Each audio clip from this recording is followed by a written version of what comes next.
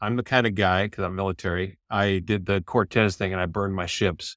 I just emptied my pantry out. I emptied my refrigerator out. And I went 100% only because I know myself. And I know that the reason keto failed for me is so that I always slide down that slide of adding a little more carbs or going a little sugar. And it would always fail. And I knew that if I removed all that temptation, I'd be much better off. So I just did hardcore 100% transition day one. And then I was like 90 days later, I had already lost 30 or 40 pounds.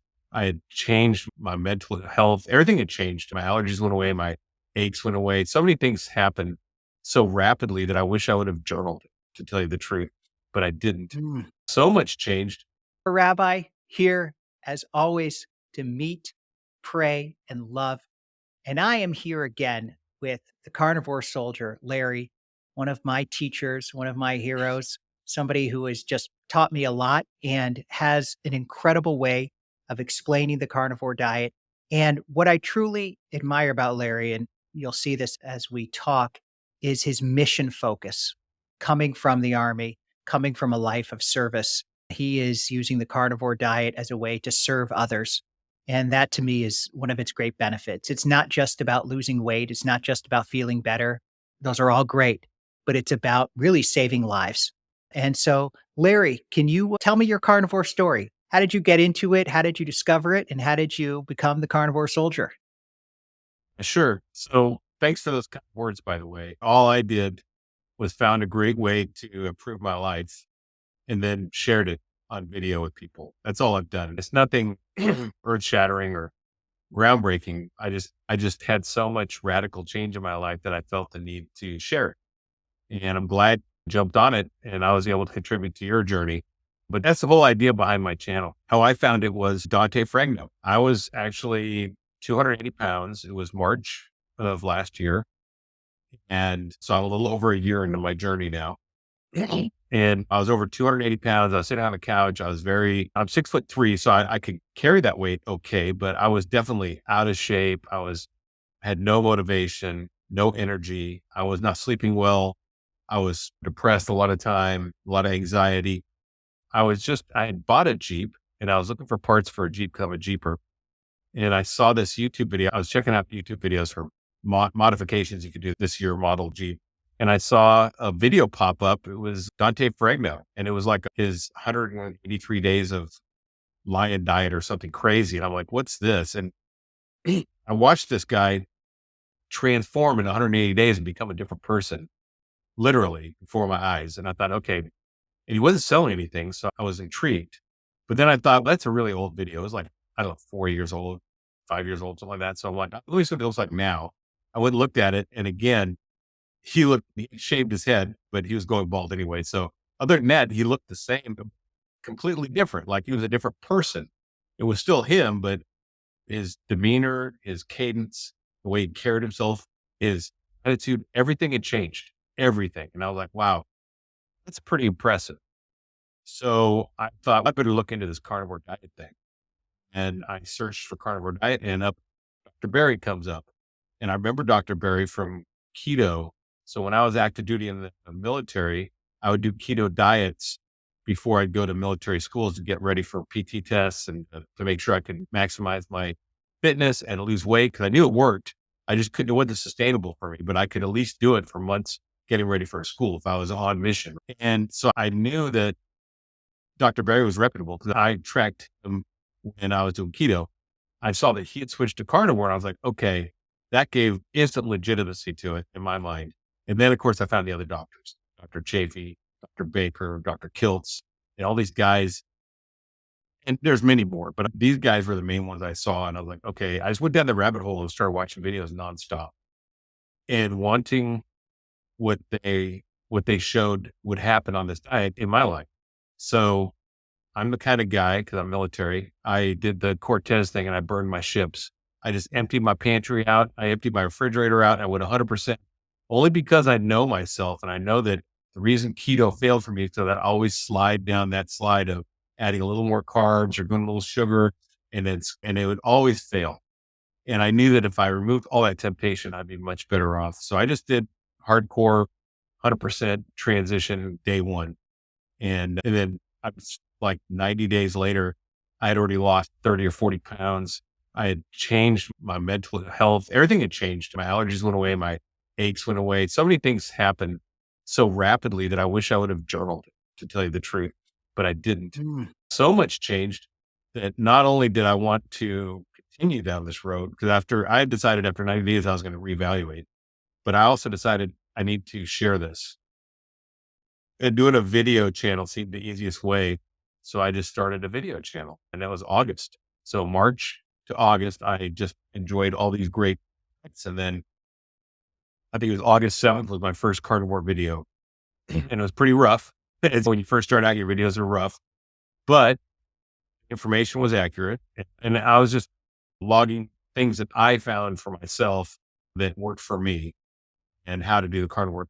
So, not a doctor, not medical advice, not dietary advice, just these are things I did and how I did it and how I recommend someone just go ahead and try it in their own body. Everyone has an N=1 experience. Everyone has a little bit different, but overall, like Dr. Chafee says, there's no instance of two animals of the same species having different optimal diets on the planet. There's only one optimal diet for every animal in the same species. And that's what I believe we found here. It's fantastic. What was the hardest part for you? I'm the same way. Cortez, burn the ships, jump in. Yeah. And there's a lot of debate about that, right? Bart Kay likes to say 6 to 8 weeks. And I guess for some people that might be beneficial. But did you encounter any major difficulties? When I burned the ships, no, it was because I think the changes happened so rapidly after that. I had digestive issues, but I knew that it was a short-term thing and I'd get through it. I had cramps. I had sleeping issues, so I wasn't getting enough, and I was waking up to pee every 2 hours. I was Yeah. up a lot in the beginning. That was the hardest thing. Here's the deal. Even if you didn't burn the ships and get rid of everything, and Bart K wants to say, great, you can do 6 weeks, fine. But one thing that we can all give up and do and burn the ships on, there's a couple things we can, every human being can do it. It's totally safe. Seed oils, burn a ship, get rid of all those. Sugar, burn a ship, get all sweeteners. Nothing beneficial of keeping sweeteners in your diet beyond day one. Nothing. There's no, not that I know of. Maybe Bart K knows something I don't know. And then refined grains. You want to eat whole foods, eat some vegetables, animal fats, and meat. That could be your safe way to transition from day one. But definitely, there's no reason to keep seed oils, sugar, or refined grains in your diet, in my opinion. That's fantastic. That's such a good way of putting it too, because that makes it a little more palatable for people. Everyone can eliminate sugar. Everyone can eliminate seed oils. Seed oils can be hard because you do have to be so aware of when you're eating out, Right. but it does seem less extreme. And it's almost like that's, the 80-20 rule. You're getting 80% of the way there by just doing a couple of those things, that the elimination parts of it. When did it become automatic that you didn't even think about? You didn't feel cravings and temptations anymore? Cravings went away after about 6 weeks as far as Mm. sweet craving. Then about 100 days in, it was just, I was on automatic, but I did every now and then get the feeling of it's not fair that I don't get to eat what I want. And you get that feeling, it creeps in, comes in the back of your mind, but it isn't. And it's true. It's not fair that I don't go out and have cake and eat Oreo cookies and milk and stuff. It's just not fair. But you know what? That's just the way life is. It's not fair that I don't Mm. drive a Lamborghini too, but that's just the way life is. Certain things in life you have to deal with and just accept for what they are. And as we say in the Army, suck it up and drive on. And if it's really hard, you suck it up with two straws and drive on. I And like you just, that. you make your way through it. And, or as we say, embrace the suck. And that's just part of life. Having kids is, again, not fair because you have responsibilities. Yes, I haven't been on a vacation for myself in years because I have a 14-year-old boy. And when I go on vacation, we go on vacations for him. Right. Next year will probably be my first vacation. Now I'm taking him because he's 14. We're going to Europe, but every vacation before this has been for him going to the beach, which I enjoyed, or going to Disney World or whatever. These are not things I would do if I was single.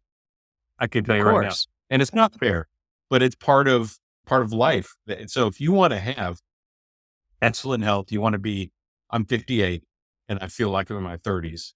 If you want to be like that, where you enjoy all these benefits, then you have to pay a price. And the price you pay is eating proper human diet. It's great. This is one of the reasons I wanted to talk to you, Larry, and why I love your channel so much. To me, you heard that saying, life is 99% perspiration, 1% inspiration, something like that. And I think with the carnivore diet, it's 1% knowledge of nutrition. We can basically we've got Dr. Chaffee, we've got Dr. Barry. Yeah, if you're really into the science, it's fun to look into it, but we basically know what we're supposed to eat. The hard part is the behavioral part, the psychology, sticking to it, especially in a world in which this is such a counterintuitive way of eating, where we're, in a sense, fighting the larger culture. So I'm curious the kind of discipline, the kind of teamwork, the kind of psychological habits and practices that you developed in the Army. Have which one of those, what kinds of mindsets and behaviors did you develop serving in the military that has served you well as a carnivore? Yeah, it's hard because I've been in the military on and off for so long that it's hard to remember how it was before, Mhm. but you just have a sense of duty. And I don't know, people talk about this diet, and what I like to say is it's simple, but it's hard. It's not easy. Simple and easy are two different things, right? Yes. And so things that have come to or my strengths are one, planning and goal setting. In the military, we plan and we goal set. If you're going to be a successful career in the military, you can do those things a lot. So I think getting a plan and setting goals is huge in this diet. And it's way of eating. Actually, it's not just a diet. That's right. And then I think that beyond planning and goal setting, I would say just basically setting restrictions on yourself. And basically, you have to plan and goal set these steps to get to those, right? And these steps become habits, and the habits will become basically your character as you develop and repeat them. So by doing A, B, and C over and over, you get better at it. You become a better soldier or a better carnivore. And then after a while, A, B, and C become so natural. It's just your nature. It's just, you don't even think about it. It's like being a rabbi or a Christian or a Jew. Reading the book of the word of God is again, one of those things that if you stay in it daily, there's no coincidence that he tells you to read daily or the Bible tells you should get into it. And when you get into it daily, then it becomes part of your nature, your character. So I think it's anything we focus on, that's what becomes your character. And I think developing that focus, pinpointing it towards what your goals are. That's what the big strength I brought away from the military was. That's great. I love that simple but not easy. One of the things when I teach the Bible, we often talk about how the laws wouldn't be necessary if people were already following them. You don't forbid something that nobody does. If nobody's committing adultery, you don't need to say no adultery. If nobody's stealing, you don't need to say no stealing. So this is part of what human beings do. So it's simple. These are pretty clear rules, but it's not easy because human nature, we are who we are. And that in some ways is the same with carnivore. Of course, if we are exposed all the time to different ads, we're going to be tempted. But as you build habits, as you get more into that way of life, how about as a dad? Has obviously, I love when you talk about your son. He sounds like a great kid, and I know that he runs track, as I remember. How has he incorporated some aspects of the carnivore diet, and how has it helped him? Yeah, he went carnivore last July when I have him for a month because I'm divorced. So I get him a month in the summer and he asked to go carnivore because he saw that it healed my ankle and he saw the drastic changes in me. So he wanted to go carnivore, see if it would heal him. And because he had an injured foot from soccer. He plays soccer and he runs track and cross country. And he had huge gains after in his track, shaving 2 minutes off his 2 mile time, setting PRs every race. Now he switched back from carnivore to a whole food diet with me anyway. With his mom, I don't know what he eats. With me, he eats whole foods. I give him fruit. He wants give him fruit or cheese, but we don't do seed oils. We don't do any of that stuff. So it's a pretty clean diet. And when he have a hamburger, I give him a keto roll. I'll get a keto bun. So it's like a lower carb, cleaner diet. So he's got a pretty clean diet now. And That's great. he's really doing well. He's excelling at all his sports, soccer, track, and cross country. He set PRs and did really well in soccer. He never subs out in soccer. He plays full games every game. I've only seen him sub out when he got injured. And That's then intense. scholastically, he is the eighth grade, so they don't have a valedictorian, but he is last year and this year, he was selected as with the Gator Award. And they're the Gateway Gators, is a college prep school. So he had to write a speech last night that he shared with me because he's speaking for his class before he starts high Nice. school, which is awesome. Basically, tearing it up scholastically and athletically. So he's always had good habits, though. And I think I try to model that for him, and his mom does too. So I think he's learned by our example of what hard work gets you in life and dedication and being on mission. And that's what his mission is to be an excellent student, athlete, citizen, and artist. And that's what he works at. Beautiful.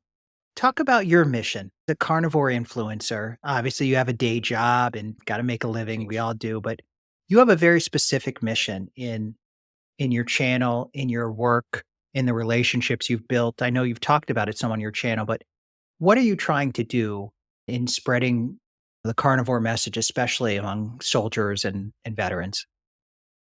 Yeah. So my channel is really, it's for anyone that wants to learn about carnivore, but it's dedicated towards first responders and veterans because I'm a veteran and I did work in law enforcement for 5 years, not as a police officer, but as a technology specialist. But I work directly with officers all the time. So I have a lot of officers that are very good friends. So I've been in the first responder and military environment for a long time in the communities. And these people, it's very common for them when they separate service, either voluntarily or involuntarily, that they get depressed, they commit suicide. There's a high suicide rate, or even just going through while they're active. Even I decided that after being in this, being exposed to it for 6 months, my mental health changed so radically.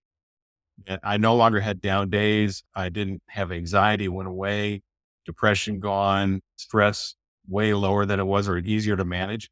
PTSD much better off. So I decided that this was worth sharing with people. So I shared it with a couple of veterans, my neighbor next door and another veteran in my group, and they had similar experiences. And I thought, you know what, I need to do this on a video channel. Started doing that, reached out, and veterans like to talk to other veterans, and same with first responders, like to talk to people that have been there, done that, and they just connect better than with civilians. So it gave me a leg up. It gave me a voice that people might connect with because I've been places, I've done things, and a lot of these guys have. And I think that really opened doors where people would listen. And I can tell you right now that it's been huge just talking to people and interviewing them on my Mission Carnivore podcast and video has been fantastic. And I just hope, like I said, my mission is just to save one person. If one person's life changes for the better, then it's mission accomplished, which I think we're already there, but it's just what's great is this voice continue on. Even if I were to die tomorrow, these videos are being out there in S- YouTube. And just like Dante Fragno, I found him years after he made that video. And I think it's a great voice to carry on. And there's no downside, in my opinion, to changing your diet. And a lot of veterans and first responders don't like going to doctors, counselors, don't like doing prescription drugs if they don't have to. This is an option that they can say, hey, why don't you try your diet first? Just try this. See if it makes a difference. It might make a dent in it. And a lot of people just do that and they don't have to go seek counseling or ask permission. They can just do it. And I think a lot of people like do it yourself kind of stuff, especially military and first responders. So these guys are So a good. lot. These guys are like suffering in silence, guys and gals. A lot of them are suffering in silence because we are the protectors of society. We are the tip of the spear, and we're not supposed to ask for help, and we don't like to ask for help. We're not supposed to show weakness. We don't like to show weakness, but it's there, and this is why we have such a high suicide rate, I believe, and a very high depression rate. It's just this is What a do you think huge. causes that? I know this is not directly carnivore related. This is more a social society observation, but I am curious. I know I didn't serve in the military, my dad did, but I know that it is tremendous. There is tremendous mental health issues, especially people coming home after their service, after Afghanistan, after Iraq, and first responders. Is it just the pressure of the job? Is it the difference between a life of service and civilian life? What do you think causes this kind of stress? Yeah, I think it's a combination. Come from being a high speed, valuable asset in a team, and maybe you go into a job where you're just a cog, right? in the machine. That's part of it. Another part of it, I believe, is the diet we're on, a standard American diet, because it affects mental health negatively, especially low cholesterol, low serum cholesterol. There are plenty of studies out there, and NIH has them documenting that low serum cholesterol leads to impulsive behavior, gambling, addiction. It leads to violent suicidal acts and violent outbursts. So there's a lot of things that having low cholesterol, and you see all these commercials like, "Hey, lower your cholesterol, eat Cheerios," right? Bad idea. Probably a bad idea. So I think when you have that, that basically just moves that fulcrum over where it's easier for them to make take the permanent solution to a temporary situation. Where before the fulcrum could have been over here and they could take a lot more stress and negative things. They've done studies in the Army of active duty suicides, and they determined the number one cause of active duty suicides was untreated depression. Okay. So that's number one. So guys don't like to talk about their problems. So we're not talking about it. So we're not getting treated. But what usually comes around and joins that untreated depression is relationship issues, money issues, legal issues, substance abuse issues. Those are the top four. Believe it or not, uh, whether someone's been deployed or not may or may not be directly causing these suicides, because the majority of our suicides in active duty are soldiers that have never deployed right now. It's basically, yes, PTSD can be a factor as well, and deploying can be a factor, but also the majority of our suicides are people who've never deployed. So it tells you right there, there's something else going on. But when you're in the military, you're told to suck it up and drive on. Like I said, you're not supposed to ask for help. You're not supposed to show weakness. You're not supposed to complain, or you're supposed to just drive on. And everyone else around you is doing it. So that's what you do. So I think that's the problem. And every suicide or depressive situation is individual. Like I said, N equals one kind of situation, but the stress is all there. And then, like I said, the people that separate, it seems like there's a high suicide rate among both first responders and military after they separate. And that's really sad, because that's when your second phase, your next phase of life can start up. I retired in 2019, and I did, and I still do miss hanging out with troops a lot of times. I miss that. A lot of stuff I don't miss, but that's one thing I do. And it's good to find veteran groups and find support groups for carnivore, and veterans that are doing carnivore would be great. If you want to look into this, I recommend you find a support group, find your battle buddies online or in person for sure. Community is so central. I think that's such a good point. When you're in the army, even though there are parts of anything that you don't like, it's jobs or parts you don't like, but especially in the army, there's this built-in sense of community. And we're social beings. Even you don't have to be extroverted, you could be an introverted person, but we all relate with other people. That's how we're made. And our society today is so cut off. People are individual. I barely know my neighbors. Growing up, I did. I knew all my neighbors. Now you don't know them as much, and that that can affect our mental health, especially if you come from being with people 24/7. How have your army buddies that you hang out with? How have they related to carnivore? Have they do they like it? Do some give you a hard time about it? How does that work? Yeah, they don't give me a hard time. Some have actually gone, like a Navy guy next door, carnivore, and then another soldier who served in the same era I did. I'm a Gulf War guy. I joined in 84 and had a break in service, came back in '03. So he's a Gulf War guy from the 90s. And he switched, and he sent me a message a while back saying, "Hey, thanks so much for turning me on to this. It's changed my life." You see that kind of stuff, and it's pretty amazing. The carnivores I met online that are military have all seen huge benefits.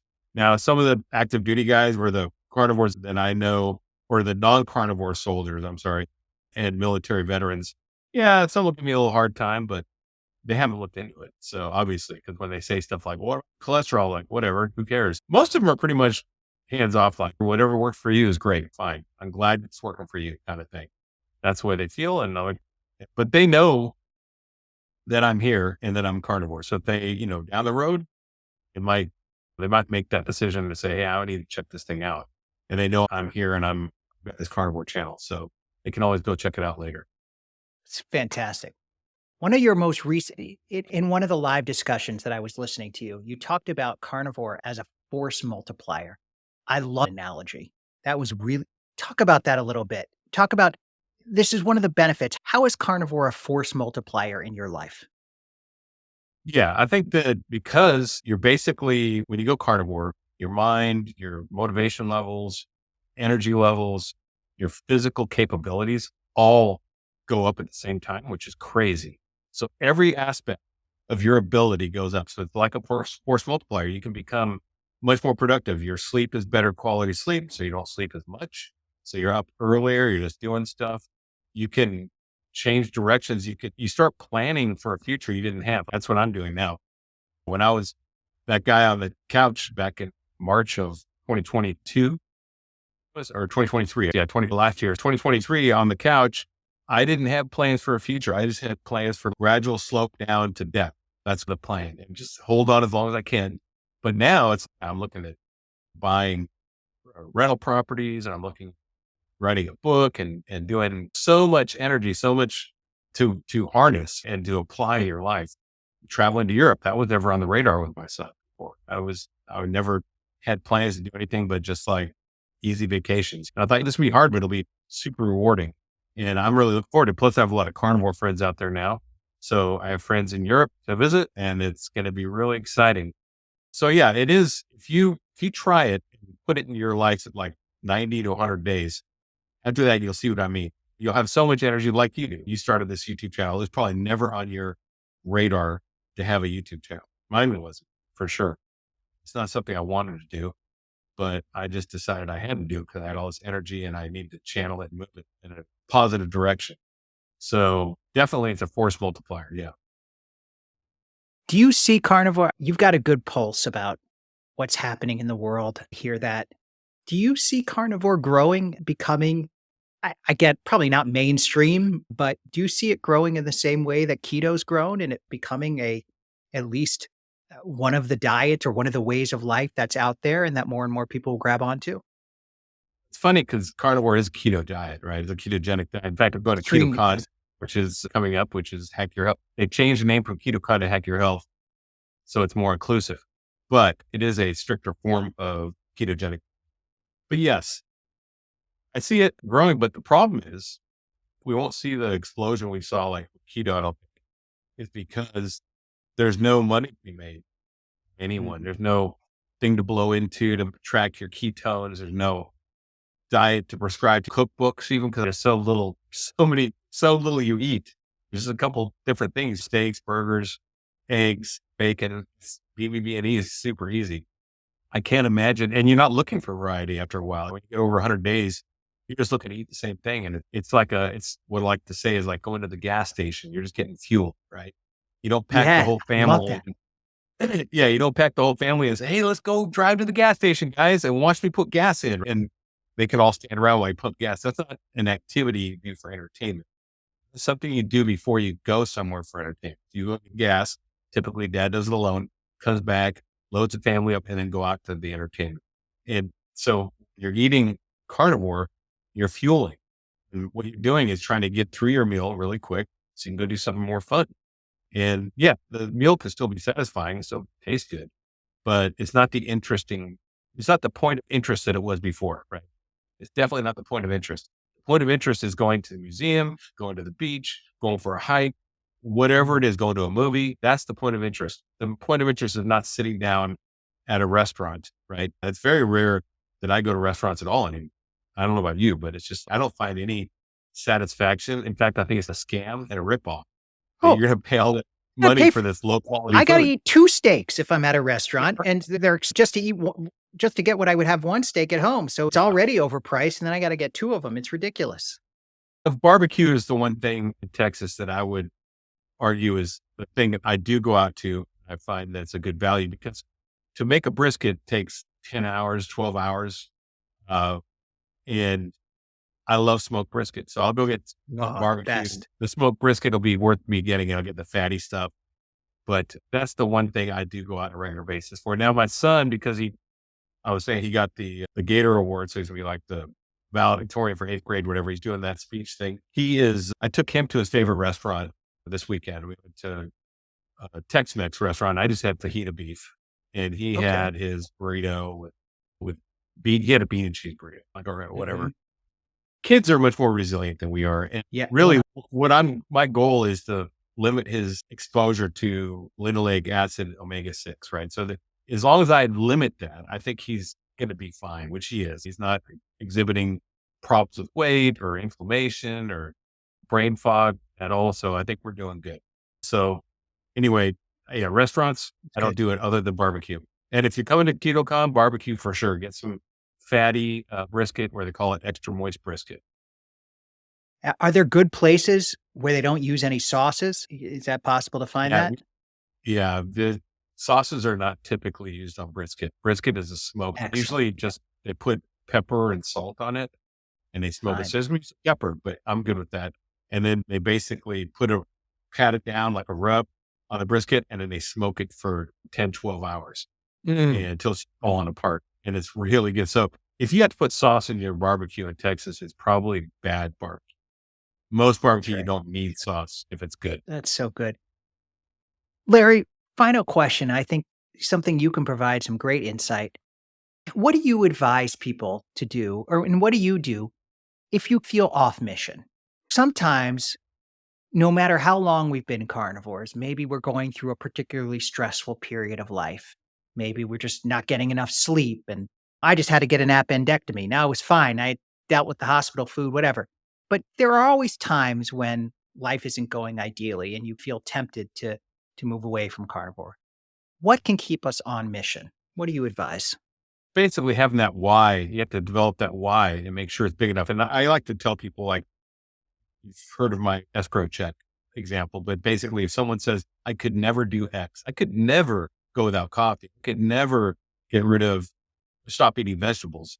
And that's when I throw out the escrow thing. If I wrote you a check for $20,000, put it in escrow, and you agreed not to drink coffee or eat vegetables for 60 days, would you have any problem at all? No, because there's $20,000 in escrow account. And they have absolute bait there. This is the one vehicle that actually works. All the other diets I did failed, just like you or anybody else we know. This one actually works. So this is a different vehicle. People approach it like the old vehicle. Think, what can I do for a cheat day? How much can I get away with? And that's bringing failure patterns into a successful vehicle. And I think you have to write that check to yourself and say, you know what? At the end of this 2 months, I'm going to have this $20,000 check, or this 30 days, I have $20,000, and I'm just going to be very strict. And once you get past all your cravings, which go away in 4 to 6 weeks, it becomes much easier just to maintain. Now, when you fall off, I'm a big believer in doing an after action review and find out why you fell off. So let's say you fell off. I went to Taco Bell drive through because I had a couple of drinks with my friends, and I came home and I saw the drive through, and I went through and I got some burritos and I ate them. And probably because I was drinking, right? Then it made me crave this food, and I gave into my inhibitions and ate these burritos, whatever. So a couple of things. One, do an AAR and say, next time I'm just not going to drink, or I'm just going to have one drink and I'm going to limit myself, and that's it. And I'm not going to, ever do that again. But don't beat yourself up. Just make a decision and learn from what you did before, what led to that failure, and try to prevent it in the future by putting up barriers. But basically, in addition to that, I would say, yeah, don't beat yourself up, set up after action review. And then if you do fall off and you went down bad, like you had a really bad failure, you can always kickstart back into the diet with a fast. And the other thing is too, if nothing sounds good when you time to eat, and I don't feel like eating burger right now, and that's all I have, or then that's a time to listen to your body. Right? That you got to start listening to these hunger signals that are actually changing, and that they actually work once you get on this diet. So if you're not hungry and nothing tastes good or sounds good, then fast. Taking advantage of that and drink some water, have some salt and water. And same as if you've fallen off. If you've fallen off and went down the bad thing, you went to Taco Bell and you had sugar and carbs and all this stuff. Next morning, start with a fast. See how long you can go and just try to get yourself kickstarted back into the diet. So that's what I would do. It's great advice. Great advice. Larry, always a pleasure to talk with you and love your videos. Everybody, the channel is Carnivore Soldier. You've probably been on it already. But Larry, not only does Larry have great health and nutrition advice, but also some great movie reviews and Mhm. documentary reviews. Yeah. So, such a great channel. And I look forward to many more conversations. Thanks, Evan. Appreciate it, man.